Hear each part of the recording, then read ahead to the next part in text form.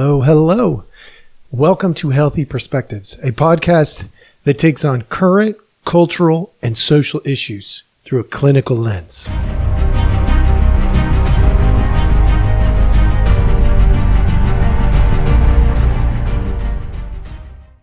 Hello, hello. All right, welcome back. Thank you so much for joining us. As always, we appreciate your time. I'm adjusting my mic, so hopefully this comes through clearly. Today, I want to take you back to kindergarten. Yeah, that's right, folks. I'm going to take you all the way back to kindergarten. I want to talk to you about a problem that comes into my clinical office on a regular basis. Friends, that's what comes in. I want friends. I want depth of relationship. I want to make better friends. I've got great friends, but we're not very close. Friends. The idea of friends comes in. And why do we go back to kindergarten? I don't know, because it's fun. Look, we're going to take a look. When you were in kindergarten and you wanted to make a friend, what did you do? What did you do? All right. Chances are you're either driving along or you're watching on YouTube or Rumble and you're like, oh, well, something along the lines of, I said, do you want to be my friend? Now that seems absolutely absurd as adults. You don't just walk up to somebody and say, do you want to be my friend? And I pose a serious question to you. Why the heck not? Why not? Let me paint you a picture, because it's not cool, right? Remember, all of a sudden you had the nice shoes or the nice pants and you got to school one day and all of a sudden cool was like a thing. It was a real thing. And all of a sudden, we inserted these rules of engagement that are all made up by children. You, when you were little, you made up rules. Well, you can't just ask somebody if they want to be your friend. You can't just say, hey, do you want to play? No. You've got to figure out if they're going to say yes before you ask, so that you know the answer will be yes when you ask. And we don't just ask, we assume the answer is yes once we figured out that they would say yes. Think about it. Kindergarten through third grade, it's just, do you want to play? And then you get comfortable with some kids. And then all of a sudden a new kid shows up and what do you say? Hey, do you want to come play with us? So simple. You know, you get to third, fourth, or fifth grade, somewhere in that vicinity, and all of a sudden the rules change. So I'm going to paint something for you, and I'm going to do this as a means of teaching solution-focused therapy. I'm going to use this as an opportunity to do both. One, I'm going to simplify your adult life when it comes to friendship and depth of relationship. Okay, I'm going to do that, but I'm going to do it by using solution-focused therapy techniques. So let me give you a little bit of background on solution-focused therapy. The whole idea is to elicit questions, right? The idea is, there's three pieces to solution-focused therapy. If I can elicit questions like, what would you, eliciting questions, which is like, what would you like instead of loneliness? If I can bring that to you, then you will solve your own problem. You don't even have to know where it came from. That's the premise. You don't always have to understand what the problem is exactly to acknowledge that there's something going on and I can fix it, right? Give you an example. Sometimes you don't know why this works. Let's say you don't know jack squat about cars. You know, if you're a mechanic out there, I know it's hard to imagine that. But if you don't know jack squat about cars, but all of a sudden, you know, your engine starts to smell funny, and so you don't know anything. You pop the hood, and you know, you take a look around, and you see something that looks like it's maybe a little smoky over there. So you turn the car off, and then you start jiggling whatever it is, and you like have no clue what you're doing. But somehow or another, you reseat the fan belt or something like that. And it's probably running a little bit, smooth, which is not ideal, right? But what you do is just by jiggling it around and I don't know, going, I don't know, something's wrong, and taking a look and just putting your hands in there and moving stuff around a little bit. And then you go and you turn on your car and nothing. It's all working fine. Now, are you going to have to fix something later on? Possibly. Yeah, maybe. That's why it's nice to know what exactly it is that's going wrong. But you can fix things at times without understanding all the details about why it's broken. Okay. So that's solution focused therapy. When we talk about it, it's often called solution focused brief therapy. That's what's happening. You got to get some details as to like, okay, maybe, like that was the popping the hood, getting some details, looking around, going, does anything look noticeably weird? If you don't know anything about it, you don't really know what's weird. But if you see something that's like a little smoky or like, there's, and you just start moving it around a little bit, it could happen. All right. And then here's the other part. Once you start to solve something, or once you do something well, or maybe you did something well to begin with, and we highlight those, we affirm those, we say, how did you do that exactly?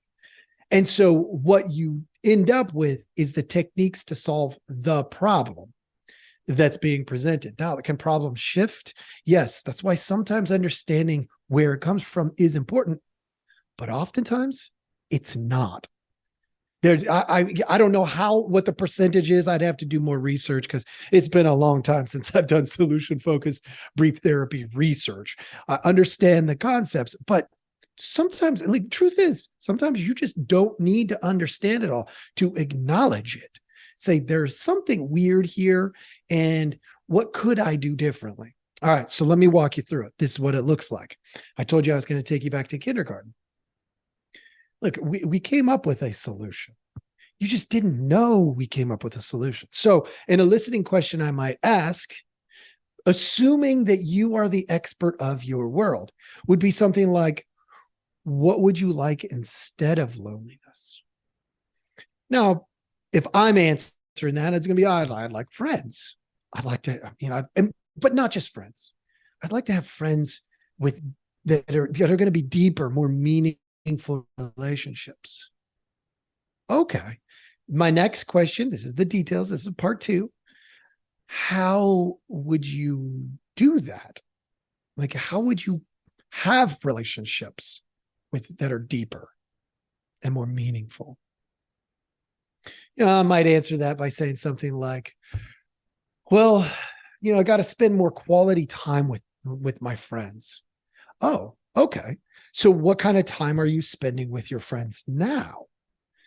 Right now, I'm doing some of that eliciting questions again, exploring the loneliness that you're experiencing. I don't have to solve it. Why? Solve the why of all of it. But I might say, what's going on there? Well, I've been spending a lot of time at work or something like that. Oh, so what would you have different? Like, what would you want to do differently, possibly? Well, maybe I should spend a little less time at work and then make a little bit more time for my friendships. Now, all of a sudden, we're solving the problems. See, it's solution-focused brief therapy. It's designed to be shorter and faster, and boom, get in there, solve the problem, and then you go about your business. Now, the good thing is this is super effective with a lot of things. There's a lot of other things, though, it's not going to be super effective with. So is it a good technique? Now, let's use it for this particular example, because it is a good technique at times. Right? This theoretical approach, it's going to get you to think forward, which is wonderful. We should be doing a little bit of that anyway. It assumes you are the expert.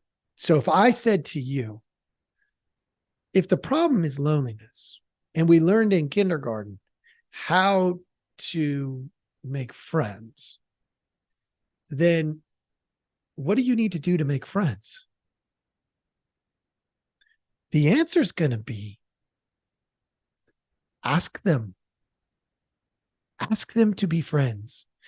You're like, oh, but you can't just do that. Why not?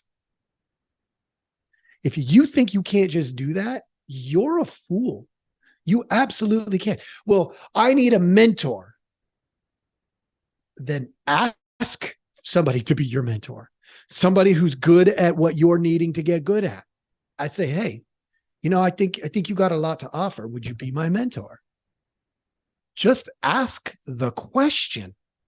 We learned that in kindergarten. We forgot that by 4th or 5th grade. Solution-focused brief therapy would say, if that didn't really stop working, why'd you stop using it? Just start using it again and see what happens. Truth be told, if you did that, you'd have more friends. They'd be stronger friendships.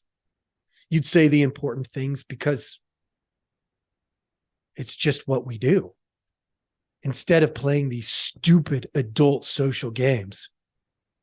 And then I'd be saying to you, so how did you get that deeper relationship that you're now talking about? And you would say, well, I just asked them.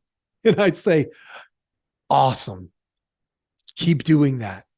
Because affirmations about real courage, real bravery, real resilience, real love, real affirmations about those things.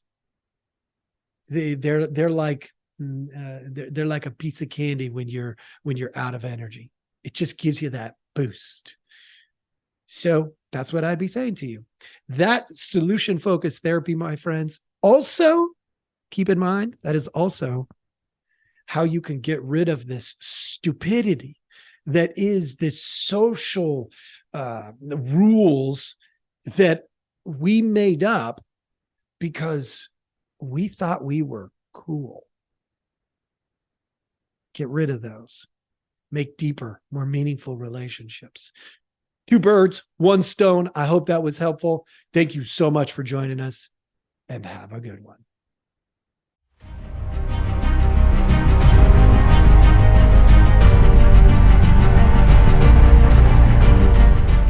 Hey, everybody. Thanks for listening. We appreciate our audience a lot, so we give you some simple ways to track us down. Please like, subscribe, and follow all the podcasts on different platforms, but you can also email us at healthyperspectives@protonmail.com, or you can check out our website at healthy-perspectives.com/podcast. It's a backward slash. So if you want to go to our landing page, if you go to healthy-perspectives.com, you'll still find us. You just got to click on the podcast button. Thank you so much.